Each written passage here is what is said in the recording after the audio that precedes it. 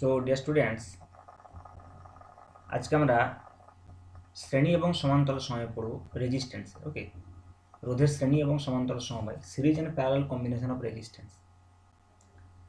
আমরা এর আগের ক্লাসে রেজিস্ট্যান্স সম্পর্কে পড়েছি, রেজিস্ট্যান্সের যে টেম্পারেচার ডিপেন্ডেন্সি সেগুলো সম্পর্কে পড়েছি।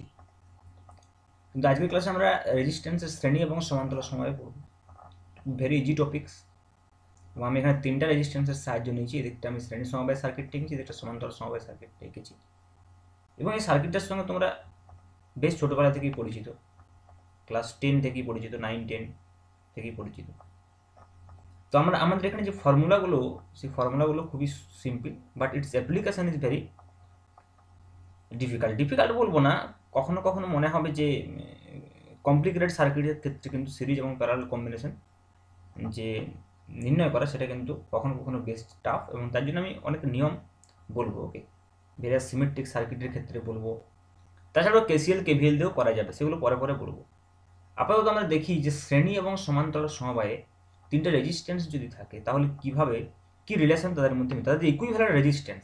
ওকে, মেনলি আমরা এখানে যেটা ডিসকাস করতে চাইবো সেটা হচ্ছে ইকুইভ্যালেন্ট রেজিস্ট্যান্স কী হবে। তাহলে আমি প্রথমে শ্রেণী সমবায়টি নিয়ে আলোচনা করি, তারপর আমি সমান্তরাল সমবায়ে আসছি। তাহলে শ্রেণী সমবায়ে আমি দেখতে পাচ্ছি যে এখানে আমরা তিনটে রেজিস্ট্যান্সের কথা বলছি। ওকে, R1, R2 and R3, এবং আমি ধরে নিচ্ছি যে এই যে ভি যে পোটেনশিয়াল ডিফারেন্স অ্যাপ্লাই করা হয়েছে দুটো পয়েন্টের মধ্যে, এ অ্যান্ড বি পয়েন্টের মধ্যে, এবং আমাকে অফকোর্স এ অ্যান্ড বি পয়েন্টের মধ্যে ইকুইভ্যালেন্ট রেজিস্ট্যান্স নির্ণয় করতে হবে। তাহলে এখানে কারেন্ট কত হবে, আমি ধরে নিলাম যে আই কারেন্ট এখান থেকে বেরোচ্ছে, from this battery drawn current I. Okay, তো এই কারেন্ট যদি হয়, ওকে, তাহলে এই কারেন্ট আমরা দেখতে পাচ্ছি প্রত্যেকটা রেজিস্ট্যান্সের মধ্যে দিয়ে কিন্তু সেম হবে কারেন্টটা। কেন প্রত্যেকটা রেজিস্ট্যান্সের মধ্যে সেম হবে? কারণ রেজিস্ট্যান্সগুলো আমরা সিরিজ আছে, পরপর আছে, তাহলে কারেন্ট ডিভিশন হওয়ার কোনো সম্ভাবনা নেই। বাট এখানে আমরা দেখতে পাচ্ছি যে যদি এখান থেকে আই কারেন্ট আমাদের এই ব্যাটারি থেকে ড্রন করে আই কারেন্ট, তাহলে সেই কারেন্ট কিন্তু ডিভিশন হয়ে যাবে তিনটে পার্টে। Okay, so if this is I1, এটা হয়ে যাবে I2, এবং এইটা হয়ে যাবে I3। তিনটে পার্টে কিন্তু ভাগ হয়ে যাবে। বাট এখানে আমাদের সেরকম পার্টে ভাগ হওয়ার কোনো সম্ভাবনা নেই। বাট স্পেশালিটি সমান্তরাল সমবায়ে যেটা হচ্ছে সেটা হচ্ছে এই দুটো পয়েন্টের মধ্যে, আমি যদি এই পয়েন্ট এবং এই পয়েন্টের কথা বলি, এখানে কিন্তু পোটেনশিয়াল যে ডিফারেন্স সেটা সেম। কারণ আমরা দেখতে পাচ্ছি এই যে ভি পোটেনশিয়াল ডিফারেন্স অ্যাপ্লাই করা হয়েছে সেটা এই দুটো পয়েন্টের মধ্যে, এবং এই দুটো পয়েন্ট আমি দেখতে পাচ্ছি তিনটা রেজিস্ট্যান্সের ক্ষেত্রে কিন্তু কমন পয়েন্ট, যে তিনটে রেজিস্ট্যান্স রয়েছে R1, R2, R3, তাদের কমন পয়েন্ট এই দুটো। কাজে এই দুটো পয়েন্টের মধ্যে যদি পোটেনশিয়াল ডিফারেন্স ভি হয়, তার মানে প্রতিটা রেজিস্ট্যান্সের মধ্যে দিয়ে potential difference V.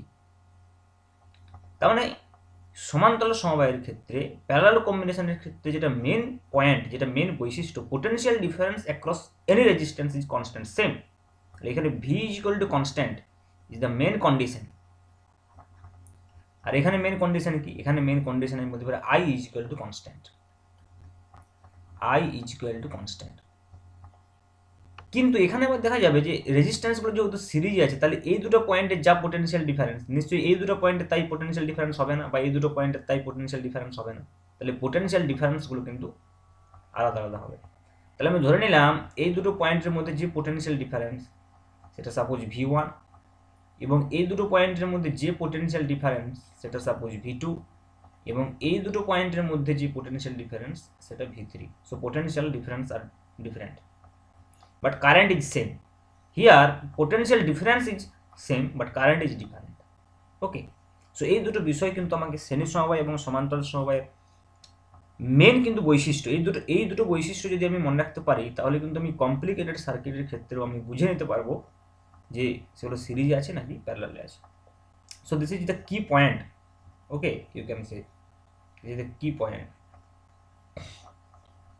Two understand the circuit is in series or in parallel. Okay, তো এখানে আমরা কি ট্রিকটা অ্যাপ্লাই করতে পারি? তাহলে এই যে ভোল্টেজটা, এই ভোল্টেজটা কি? এই ভোল্টেজটি তিনটে রেজিস্ট্যান্সের মধ্যে ভাগ হয়েছে, সিরিজ আছে V1, V2, V3। তার মানে এখানে আমি বলতেই পারি যে এই যে পোটেনশিয়াল ডিফারেন্স ভি, সেটা আসলে তিনটা পোটেনশিয়ালের যোগফল, V1 plus V2 plus V3। ওকে, তাহলে V1 ইজ ইকুয়াল টু কত হবে? এদের তিনটার মধ্যে কারেন্ট সেম আছে, তাহলে V1 হয়ে যাবে নিশ্চয়ই IR1, V2 হয়ে যাবে IR2, ওকে, এবং V3 হয়ে যাবে IR3.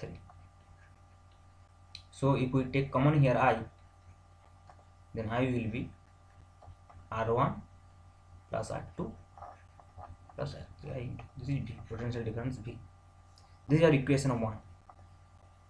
এবার যদি আমি বলি যে এই তিনটে রেজিস্ট্যান্স, আমাদের যে তিনটে রেজিস্ট্যান্সের কথা এখানে আমরা বলছি, এই তিনটে রেজিস্ট্যান্সের আমি যদি একটা ইকুইভ্যালেন্ট রেজিস্ট্যান্সের কথা বলি, তিনটে রেজিস্ট্যান্সের পরিবর্তে আমি যদি এখানে একটা ইকুইভ্যালেন্ট রেজিস্ট্যান্স সাপোজ RS যদি অ্যাড করে দিই, এই দুটো পয়েন্টের মধ্যে একটা ইকুইভ্যালেন্ট রেজিস্ট্যান্স যদি RS আমি যদি অ্যাড করে দিই, তাহলে সে RS এর জন্য পোটেনশিয়াল ভোল্টেজ রিলেশন কেমন হবে? V = I into RS. In that case V will be I into RS. This is our equation 2. এখন আমি এই 1 এবং 2 নম্বর ইকুয়েশন থেকে বলতে পারি যে এইখানে যে তিনটা রেজিস্ট্যান্স R1 R2 R3 এরা যে কাজটা করছিল এই সার্কিটের জন্য, সেই কাজটা RS একাই করতে পারছে। তার মানে আমি RS কে এখানে অবশ্যই বলতে পারবো যে R1 R2 এবং R3 ইকুইভ্যালেন্ট রেজিস্ট্যান্স, এবং সেই RS R1 R2 R3 এর সঙ্গে কীভাবে সম্পর্কিত, আমি যদি 1 এবং 2 নম্বর ইকুয়েশন কম্পেয়ার করি তাহলেই পরিষ্কার বুঝতে পারছি যে obviously R1 plus R2 plus R3 is nothing but is equal to RS. This is the equivalent resistance in series combination.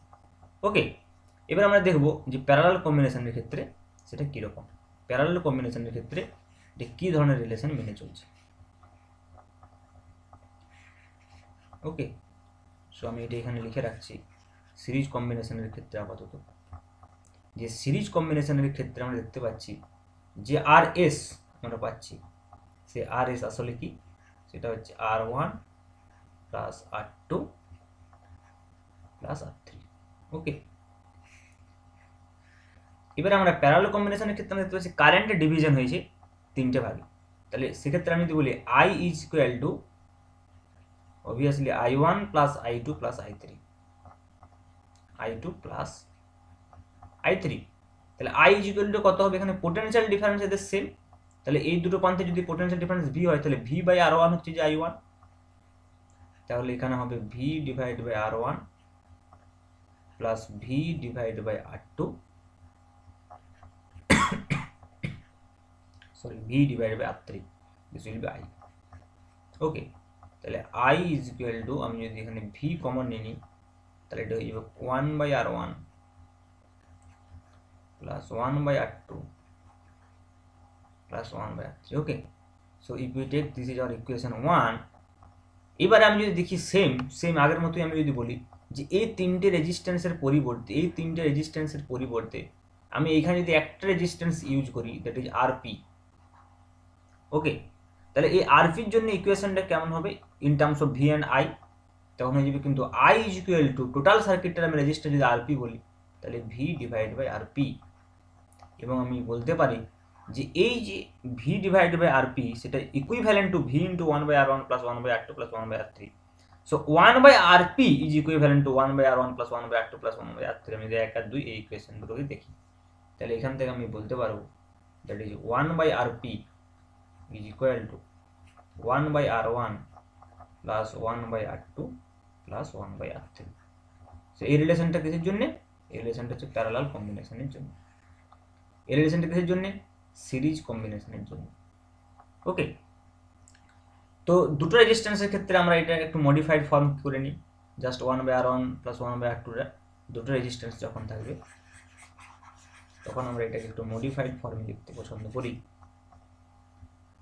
দুটো রেজিস্ট্যান্সের ক্ষেত্রে আমি যদি বলি সিরিজ কম্বিনেশনে আছে এরা, তাহলে সিরিজ কম্বিনেশনের ক্ষেত্রে আমরা লিখব RS is equal to just R1 plus R2, এবং প্যারালাল কম্বিনেশনের ক্ষেত্রে আমরা লিখব 1 by RP is equal to 1 by R1 plus 1 by R2, and that is nothing but R2 plus R1 divided by R1 R2।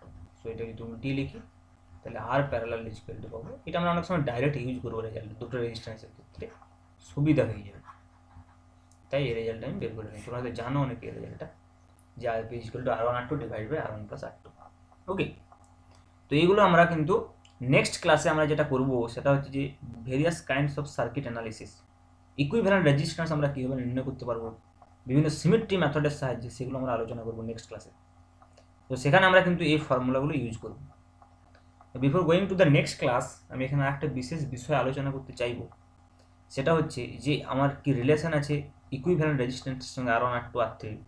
এটা very important relation আছে, conclusion আমি বলতে পারি, রিলেশন না বলি, আমি একটা ইম্পর্ট্যান্ট কনক্লুশন বলতে পারি। ওকে, তো আমি যদি এখানে সিরিজের ক্ষেত্রে নিই বা সিরিজ কম্বিনেশনের ক্ষেত্রে আমি যদি দেখি, সিরিজ কম্বিনেশনের ক্ষেত্রে যে আমাদের যদি n সংখ্যক রেজিস্ট্যান্স থাকে, তাহলে সিরিজ কম্বিনেশন তার ইকুইভ্যালেন্ট রেজিস্ট্যান্স হয়ে যাবে R1 plus R2 plus R3 plus R4 plus dot dot চলতে থাকবে n টাইমস পর্যন্ত। এখন যদি আমি এখানে একটা বিষয় লক্ষ্য করি, যে আমি দেখতে পাচ্ছি যে এই R1 R2 R3 R4 সবগুলো যুক্ত হয়ে RS হয়েছে। তার মানে RS অবভিয়াসলি এদের যে কোনো রেজিস্ট্যান্সের থেকে গ্রেটার হবে। R1 বলতে পারি, RS গ্রেটার দেন R2 বলতে পারি, কারণ কি এগুলো যোগফলের ফলে RS তৈরি হয়েছে। তাহলে যে কোনো একটা রেজিস্ট্যান্সের কথা আমি যদি বলিস, তার থেকে অবভিয়াসলি RS কী হবে, বড় হবে। বাট প্যারালেলের ক্ষেত্রে কিন্তু সেম কেস হবে না, প্যারালেলের ক্ষেত্রে কিন্তু সিনোডটা ডিফারেন্ট। এই কোয়েশ্চেনটা কিন্তু আসে পরীক্ষাতে, অনেক সময় এসছে যে এটা যে কোনো একটি সিরিজ কম্বিনেশনের যে ইকুইভ্যালেন্ট রেজিস্ট্যান্সটা, সেটা যে কোনো রেজিস্ট্যান্সের থেকে বড় হবে, এটা দেখাতে বলে। আবার প্যারালাল কম্বিনেশনের ক্ষেত্রে উল্টো, আমি যদি প্যারালাল কম্বিনেশনের ক্ষেত্রে দেখি 1/RP ইজ ইকুয়াল টু, এখানে কি হবে 1/R1 plus 1/R2 plus 1/R3 plus dot dot. তাহলে এখানে কি হবে, এখানে 1/RPটা গ্রেটার হবে কার থেকে, এই যে কোনো একটা টার্মের থেকে। আমি সাপোজ ধরলাম যে 1/R1 এর থেকে বড় হবে। এছাড়া 1/RP আমি বলতে পারি, 1/RP বলতে পারি 1/R2 থেকে বড় হবে, কারণ এইগুলোর যোগ ফলে 1/RP হয়েছে। কাজে এটা যখন আমি উল্টিয়ে লিখবো, তখন কিন্তু RP লেস দেন R1 হয়ে যাবে, এখানেও কিন্তু RP লেস দেন R1 হয়ে যাবে। ওকে, তো সেক্ষেত্রে আমি দেখতে পাচ্ছি প্যারালাল কম্বিনেশনের ক্ষেত্রে যে ইকুইভ্যালেন্ট রেজিস্ট্যান্সটা, সেটা বর্তনীতে যুক্ত যে কোনো রেজিস্ট্যান্সের থেকে কম। বাট সিরিজ কম্বিনেশনের ক্ষেত্রে যে ইকুইভ্যালেন্ট রেজিস্ট্যান্সটি, সেটি বর্তনীর যে কোনো রেজিস্ট্যান্সের থেকে বেশি। তো this is a very important question. Okay, এটা অনেক সময় পরীক্ষাতে জিজ্ঞেস করে।